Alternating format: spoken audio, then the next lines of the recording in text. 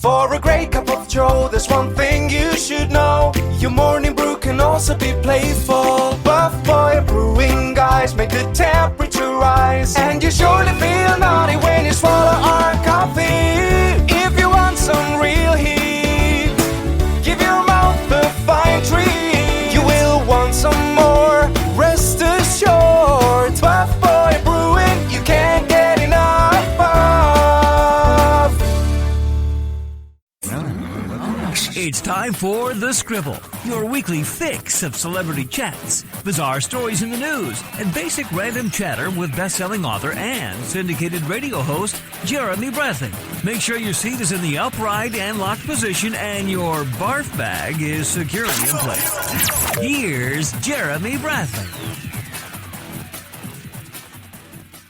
Thank you very much, Larson. Jeremy Bradley here. This is The Scribble. Thanks for tuning in at thescribbleshow.com and on SoundCloud and iTunes. How's it going today? Summer is in full swing. I love it. Love it.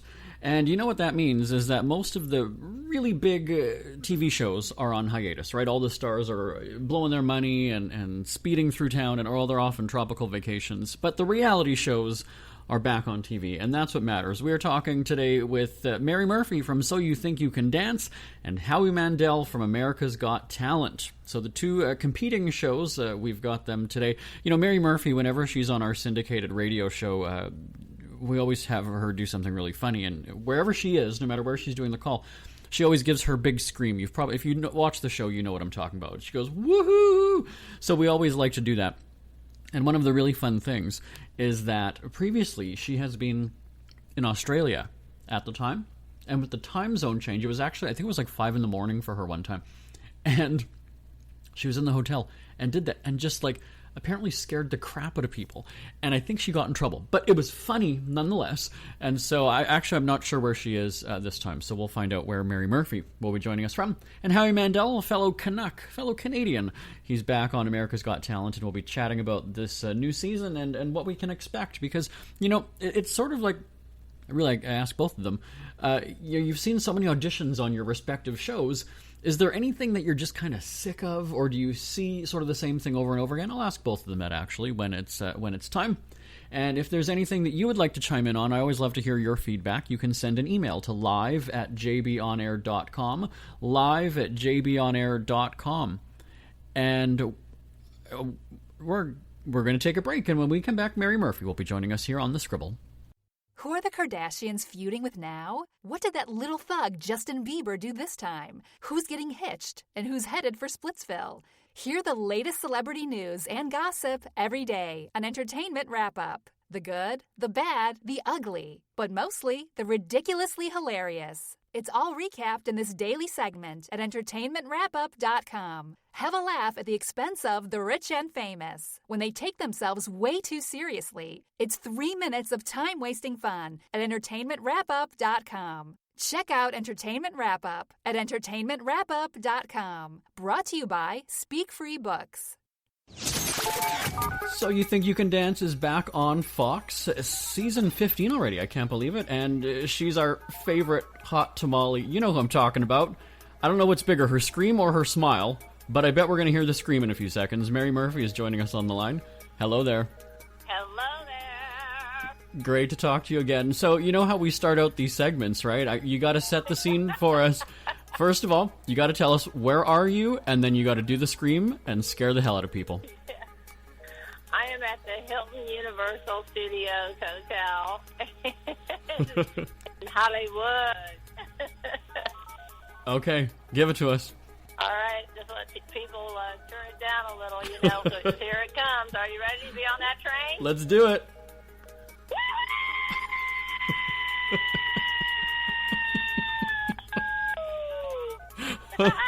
Oh my god. What we need to do next time is we need to have you like live streaming it at the same time to catch people's reaction, and then we put it all together. That would be awesome. Oh my god, that'd be fun. All right, next season. We'll do it next season. So okay, sounds good. Let's talk about the show. You know, I mentioned it's back on Fox, and so it's a grown-up season this time, right? Adults are competing? Yes, back to adults last year, 18 to 30.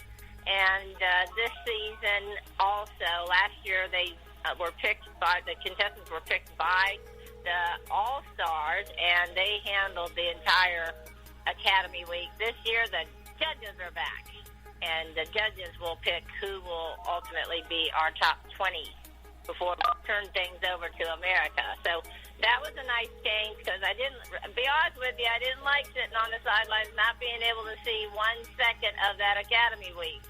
I only saw what the viewers saw at home, and I like to watch every nanosecond of somebody's journey. So it was really great for me to be able to sit there and watch these dancers, struggle, see who's rising to the top, who's, you know what I'm saying? Mm-hmm. So it was just really great. And another little twist at the end of Academy Week this year, the contestants had to go outside their style. Usually at the end of the week, we finish with their solo, which we did see, and then we asked them to do something outside their style with an all-star of that particular style, just like they do on the show. So that was really nice before we had to make that final decision this year. And then when the live shows are on, the All-Stars come back. Were we giving away too much all at once? I hope we're not giving too many spoilers. But the All-Stars... No, well, actually, the kids are going to be dancing like a few years back, where they're actually going to dance with one another. And then at one point, the All-Stars will be dancing with them as well. And during the audition, we're going to take a break. We already have to go. See, our scream takes up so much time every time we do this. We'll have more with Mary Murphy from So You Think You Can Dance right after this. Ever had something to get off your chest but never had the balls to say it? That's a load of crap. Speak Free with JB.com is exactly what you've been waiting for. Your chance to tell it like it is and not care what anybody else thinks. Have your say on issues of the day. Join newspaper and radio columnist Jeremy Bradley as he tells it like it is. Hundreds of thousands of people have stopped by, including some well-known celebrities who have had a chat with JB and speak candidly about what's really going on in the world. You can join them too. Have a rant or a rave. Be brave and head on over to www.speakfreewithjb.com now. Back chatting with Mary Murphy from So You Think You Can Dance on Fox. Check your local listings for when you can catch that. Let's go back to the auditions then for a second. What's the hot dance or style this season? What did you see most during the auditions? Well, to be honest with you, it was ballroom was back in a big way this season. Unlike any other season, I think, before. We saw a little bit bigger trend last year, but what we saw this year is ballroom dancers that had gone away and came back like with a vengeance. Like, I don't even know how they had enough hours in the day to improve across the board in all styles. I've never seen anything like it because I know my body as a ballroom dancer would not like to move any other way. I can tell you that. Do you see certain cities having the most kind of dance? Like, what I mean, like, do New Yorkers do more of one dance than people auditioning in LA? Like, is there anything you notice regionally? Well, certainly, there's little pockets. I mean, definitely LA is definitely huge in hip hop. Of course, ballet is really big, and in New York City, and you have different areas, that have pockets of certain type of dancers, and it's just like Louisiana and the South, or they have the hip-hop version of the juke in Atlanta. They're really, a lot of the animators have come out of Atlanta. Ballroom dancing is really big in California and New York. And then, what I find about one state that produces what I'll call all-rounders, they're one of the few states that a lot of the dance studios do all the styles, including ballroom. Hip-hop, ballroom, tap, jazz, ballet, contemporary. I mean, and, I would call them the one-offs, like they're doing my belly dancing and Argentine tango. It's just very fascinating that so many well-rounded, and that's why you see a lot of our dancers that have gone on to, Dancing with the Stars. They were on our show first, and they're going to so many different places because they're very well marketable. When you can do so many styles and you do them all pretty well, they've got a leg up, so to speak. Let's go back 15 seasons, or let's even just a decade. Have things changed in terms of dance styles? Seasons, I go, what? Ridiculous, isn't it? Can't believe it. Yeah, but, like, have you seen a change in what people are auditioning with? And there's been so many different dance crazes since then, too, right? Yeah, I think there's such a huge difference in the, our contestants now compared to in the first 5 years, because a lot of them, even the first year, none of us knew what the actual format was, because it's kind of being put together as we were going along. And we had no idea whether somebody would be able to even do another style. And then to our amazement, now, of course, dancers are coming in, they've grown up watching the show, so they're doing everything they humanly can to make it onto So You Think You Can Dance. They just literally break down when they finally see that stage and get to dance on it. And I know how much meaning it has for them. So I certainly don't take anything light. This is really the dancer's life and their career. And I know it's a hard knock if they leave the show, but they know they're an amazing company, because anybody that makes this top 20 are going to be working around the world. It's never too early to start thinking about your next holiday. Have you checked out Mexico recently? From tequila tasting, swimming with horses, to ziplining through the jungle and watching whales and dolphins in their natural habitat, Puerto Vallarta has it all. Visit mexico.jbonair.com to see all the fun PV has to offer. That's at mexico.jbonair.com for hundreds of photos, interviews, and videos from around the tourist hotspot. Check out mexico.jbonair.com for all the fun. That's mexico.jbonair.com. Season 15 of So You Think You Can Dance is back on Fox, chatting with Mary Murphy, our favorite hot tamale. Well, I know you see people come back, every season or every other season if they don't make it, and a lot of times you've told me before they improve greatly. Is there any standout for you this season that we should be watching for? Well, definitely there are several ballroom dancers that came back and I think blew all of our minds.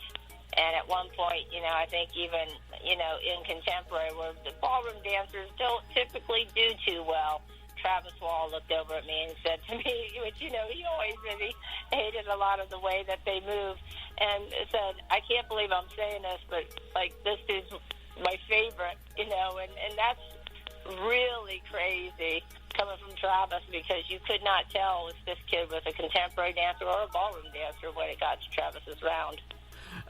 Wow, almost out of time already. Make a prediction for me, though. How many times are you crying this season? That's my favorite part. That is my favorite part. I'm going to make a prediction. I'm going to say 50. No, I'm kidding.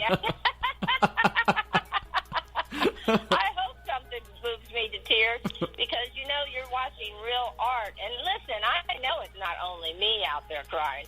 I talk to people all over this country and world, and they say, Mary, when I saw that number, you made me cry too. I know that, when something is so powerful and it goes to an artistic level, an emotional performance happens, that I'm not the only one out there. And so one final question, and hopefully this question makes sense. We're in such a horrible time in society with, hatred and just a terrible tone. If there was one style of dance that you could teach the world, what kind of dance do you think would bring everybody together? That's a good question. I think everybody needs a samba out there. I tell you, it would change the world. Okay, all right. Well, we'll YouTube it and we'll all start to learn it. Everybody needs to shake it up now and then. And, you guys are going to be shaking it up. So You Think You Can Dance, it's back on Fox. When can we catch the show, Mary? It's going to be Monday night. We'll be watching, and I'm not sure where you're coming from, but it's at 8 o'clock out here. Well, you better find out. Everybody can check their little. 8 o'clock. We'll be clutching our Kleenexes. Mary Murphy, always great chatting with you. Okay, take care. Isn't it crazy that you wait for payday, but before you know it, you're strapped for cash again? It's time to stop blowing your money and become a smart spender with the book, The Official Guide to Being an American Cheapskate at cheapskatebook.com. Learn simple ways to cut costs at home every day and during special times of the year. Don't go broke at Christmas. Don't remortgage the house for a fancy vacation. The book is filled with tips to save you money throughout the year. Check out the best-selling book, The Official Guide to Being an American Cheapskate at cheapskatebook.com or on Amazon and iTunes. America's Got Talent is back on NBC, and, well, fellow Canuck Howie Mandel joining us on the line. Hey, Howie. Hey, how are you? Good, how are you? Good. You have been on the show many years. What was the trend this year in auditions? Did you see a lot of any type of act in particular? No, and no particular type of act, and I find that people are just inspired by what they've seen the year before, and people are coming from farther and different corners of the earth, from all over the earth, to just show up on that stage, because whatever happens on that stage apparently, kind of catapults them to another level, even if they're having success already in what they're doing from where they're from. So that's kind of neat to see that it's become an international, worldwide draw. And, people are younger than we've ever seen before. People are older than we've ever seen before. People are doing things that are more dangerous, crazier, funnier, wackier. It just keeps getting bigger and better each and every year. Now, the dangerous ones, you mentioned that. They're always kind of fun, and I know there's been some moments on live TV with those ones. What's your favorite kind of act? Like, if you were to say, this is what I want to see today during the auditions, what would it be? It's something that I have never seen before or done in a way I've never seen it. The element of surprise wins all. So every time I think I've seen everything, I realize as somebody walks out or a group walks out and shows me something else, I realize I ain't seen nothing yet. So it's just got to be different, original, new, and something that I've never seen.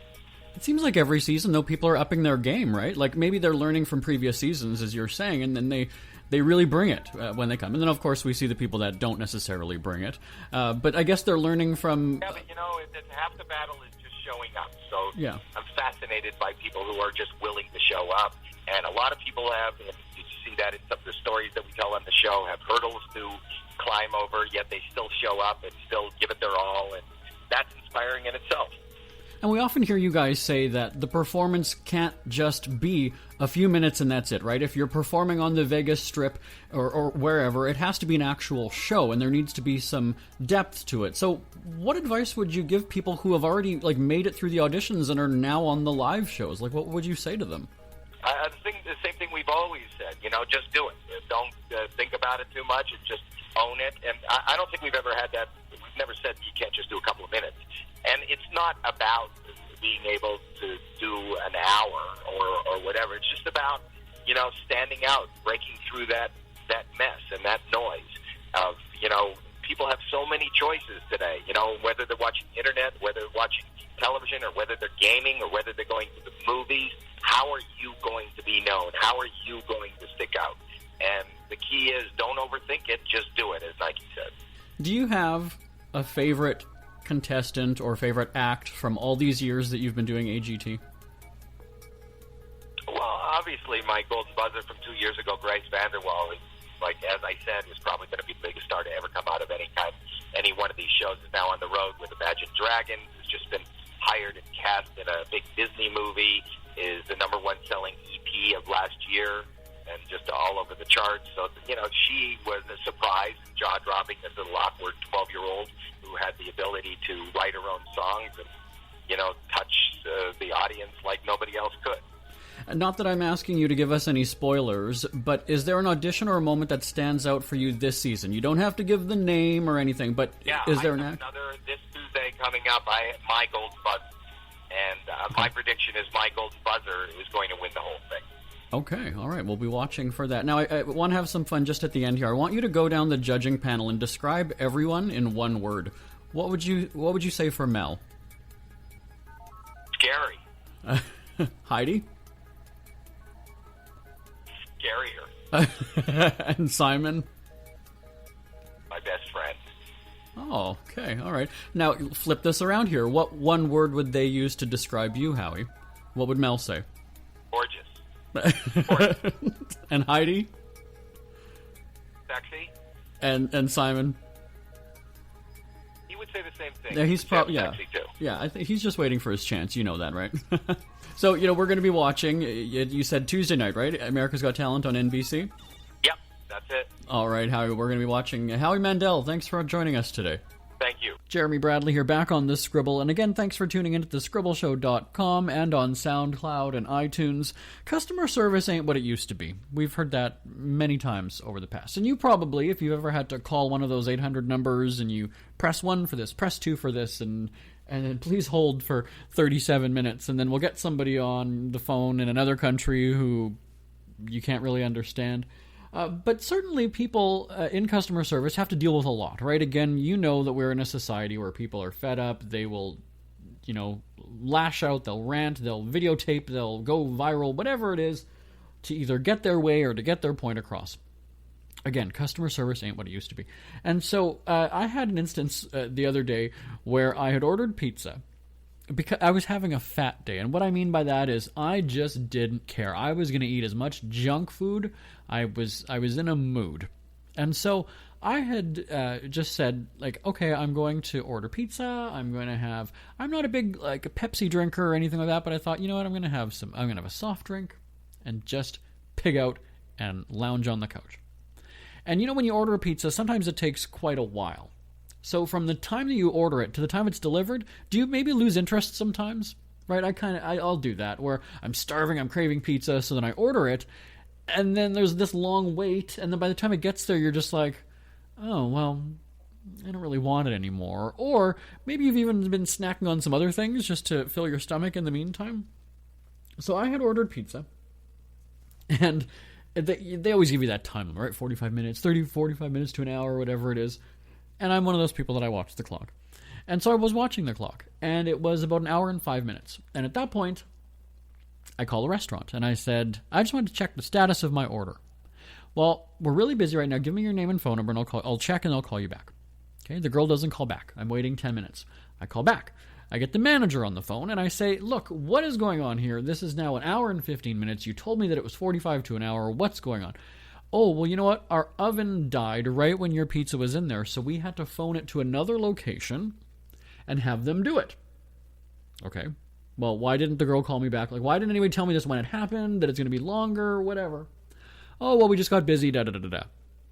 Okay, well, not my problem. I realize, and this, by the way, is not it's not a pizza place that you can dine in. It's just now like a takeout or delivery service. It's not like they had, serving tables or whatever that they had to get to. The irony being that I still hadn't received my pizza, but the timing is such that after I had ordered online, I guess it triggers a customer survey after however long, 2 hours, let's say, asking how your pizza was. Well, I was going to just leave it at that. I thought, I kind of told off the manager because her staff isn't communicating, and that's reason to sort of get on her case about that. But when you got the corporate office now sending you an auto email, spam I consider it, that I'm still waiting for the pizza, I just I was writing paragraphs and paragraphs because I had the time. I got nothing. I'm sitting in the window waiting for my pizza. And so I in the comments I'm writing this is just precious that you guys are sending me how was your pizza when it hasn't even arrived yet? Think about that. So the store replied actually that same night, and I sort of goaded them in the comments where I was just like, you know what, you guys you're probably not even going to read this survey, da-da-da-da-da. No, they did. Also, too, because I had said that I wanted a response from them. And they credited me a free medium pizza with 3 toppings and a cookie. And I said, okay, fine, whatever. So then fast forward however many weeks ahead, and I thought, I want to redeem my free pizza. Okay? I want my pizza. But this, and I'm not naming the restaurant chain, but they also have different online deals. And some of the specials you can only get if you order online. If you call there, they're not going to give you the pizza for $10 as the advertised special is on the website. So I called the restaurant and I said, well, okay, here's the deal. I want to get your $10 pizza offer today, but it's online only. But I also have this credit with you guys for free pizza. Can I just order both things on the phone with you? Can you just do the $10 pizza and then my free? So it's not like you're just having to give me a free pizza and it's going to cost you money to send it out. I'm actually going to order something as well. This is, I'm kind of doing business even though I didn't want to, based on my customer survey that I'd filled out. And so the guy's like, I don't know, you have to talk to my manager. So the manager comes on, I explain it all again. Look, I don't want to order online, and I'm going to have to call you and place a second order. Can we just do one order?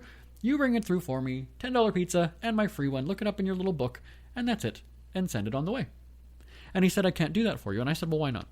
He said, well, because if I do that for you, I'll have to do that for everybody. And I said, what do you mean? And he said, well, it's an online-only offer, so if I go and process that order for you, that means that, the next person that calls it, I have to do that. And I said, no, I'm saying because I've got a credit with you guys. So you guys screwed up before, and so, you can do me this solid now to make things right. Because you guys were bad before. I'm coming back to you and doing more business. I'm actually paying for pizza and getting the free one, but I'm paying for pizza. So can you just do that for me? And he said, well, what you have to do is you're going to have to go on the website, order the $10 one, and pick a medium 3-topping pizza. Give us a call once you've placed the order. We'll go into it. And I said, I'm already on the phone with you right now. Like, can you just do that for me? Like, I don't understand what the issue is here. And again, if I do it for you, I've got to do it for everybody. And I said, you don't get it here, buddy. First of all, you wouldn't have to do this if you guys just stopped effing up people's orders. You wouldn't have your little book of credits, and you wouldn't have to take orders over the phone like this. But the reason I have a credit is because you guys did me wrong before, and now, he's like, I know, but it's going to be inconvenient because there's the math. I'm going to have to go in. And I said, okay, it's not even about inconveniencing you here. Let's rewind. I have a credit because you inconvenienced me. And he sounded like a very young manager at, I was just about to say, I'm not saying the name of the restaurant, but he sounded like a very young manager. And what I'm getting at is, back to that customer service saying what it used to be thing, is that what happened with the customer is always right. I wasn't asking for any sort of special treatment of, I want this, I want this, I want this, I want this. There's no sense in me making 2 orders, because then what's going to happen? Like, maybe they won't make them at the same time or whatever. And just knowing how they screw up with their communication, I don't have any confidence that this is going to work out in my favor or the right way. So, it was just kind of like, and eventually I did get my way, in case you're wondering how that played out. But what my point is that it was like, well, I'm going to have to do our math. Well, I'm going to have to go into the system. You're going to have to go into the system anyway to modify the order for me. So what's the deal? But again, I just said, like, we're already on the phone right now. I don't get what the problem is. I don't get it. You didn't want to help me. That's what it was. Okay, now full disclosure. I was an assistant manager at Party City many years ago when it was in Canada. Now, here's what happened, was that Party City went out of business in Canada probably about, how old was I? So almost 15 years ago. Party City was bye-bye, and now Party City is back. And I believe it was different owners at the time. I don't really know exactly what happened. So I was an assistant manager. But I was one of those people that if you came out swinging, if a customer came in and was pissed off or just was unreasonable, I didn't want to help them. I really didn't. And the reason why I didn't was because you're being a dick to me, or you're being a bitch to me.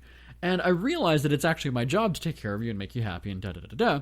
But again, like I said, I was in my, I was 20, I guess, maybe early 20s, and I had the same attitude as the pizza restaurant guy, too, right? Where it's like, I can be difficult if you're going to be, you're going to be like that. But I certainly wasn't getting testy and, like, tearing his face off. But I realized very quickly that in customer service, if you seem apologetic as the customer and sort of like, oh, I didn't realize that, and you have some kind of rapport with the employee, then they're likely to help you. And I wrote about this in my book, The Official Guide to Being a Winnipeg Cheapskate. And there's the right way to complain about things. And if you, again, come out with your claws drawn, ready for a fight, and, like, tearing the manager a new one before, if it's not even the manager's fault or anything related to the manager, But again, professional people would help you no matter what. But again, just given today's customer service nowadays, you're likely to get told off by a manager of a store, just from what I've seen in these videos online when people have these freakouts. And then again, it makes me wonder, when you do that, and when you post these things, and when you're confronting the Target cashier or whatever it is, and you're videotaping it, you also kind of do lose credibility because, you're just being juvenile at that point. And I've never done anything, recorded it on video. I know I have done audio recordings if I've had to escalate something to a higher level, or if I, years ago on my cell phone bill, I was being double charged by the company. And so, you do that to kind of get proof, right? In case you do need to escalate to the Better Business Bureau or whatever it is, at least you've got audio recordings. But I certainly haven't gone and, broadcast them and done things like that. But yeah, I don't know. Tell me what you think of customer service these days. Send me an email, live@jbonair.com, live@jbonair.com. We hear you chirping. Get scribbling. Tweet up the Scribble at The Scribble Show. Join the discussion with Jeremy Bradley. It's all going down right now on Twitter @The Scribble Show and @thescribbleshow.com. We're out of time. My thanks to Mary Murphy from So You Think You Can Dance. It's back on Fox. Check your local listings. And Howie Mandel from NBC's America's Got Talent. My name is Jeremy Bradley. Talk to you next week. Bye-bye, everybody. Want more Scribble? Check out thescribbleshow.com for past shows, celebrity interviews, cheapskate tips, and more. That's at thescribbleshow.com and on Twitter @The Scribble Show. The Scribble is a speak-free media presentation. If you want some real heat,